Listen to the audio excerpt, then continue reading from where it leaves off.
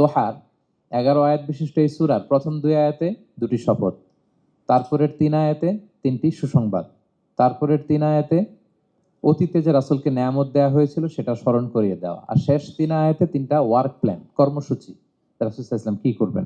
Clear হয়ে গেছে না সূরাটা? আসুন এবার তাফসিরে ঢুকি। আল্লাহ তাআলা বললেন ওয়াদ-দোহা, নবী আলোর শপথ। আলো, দোহা মানে আলো। আমার সাথে আওয়াজ করে বলুন, দোহা মানে কি? আলো, সকালের আলো, প্রভাতের সূর্য কিরণ। দিনের প্রথম অংশে একটা সানশাইন থাকে না, খুব চমৎকার লাগে 9টা 10টার দিকে, হ্যাঁ সানশাইন। এই সকালের সানশাইনটাকে আরবিতে বলে দোহা। এই জন্য এই সময় আল্লাহর হাবিব সাল্লাল্লাহু আলাইহি ওয়াসাল্লাম নামাজ পড়তেন, এটাকে বলে সলাতুদ দোহা, মানে দোহার নামাজ। এটাকে বলে সলাতুদ দোহা, দোহার নামাজ।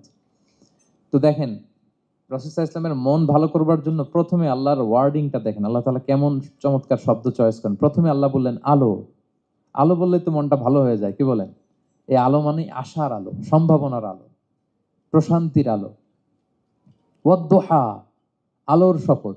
মানে নবী আপনি হতাশ হবেন না, হাল ছাড়বেন না, ভরসা রাখুন। আপনি ঘর থেকে বের হন, দেখুন কি চমৎকার আলো। It's a beautiful day out there. জান, হোয়াট এ নাইস সানশাইন। কি চমৎকার উজ্জ্বল প্রভাতের সূর্য কিরণ। এত চমৎকার জলজলে সানশাইনিং এনভায়রনমেন্ট, আপনার মন খারাপ হয় কি করে? ওয়াদ-দোহা,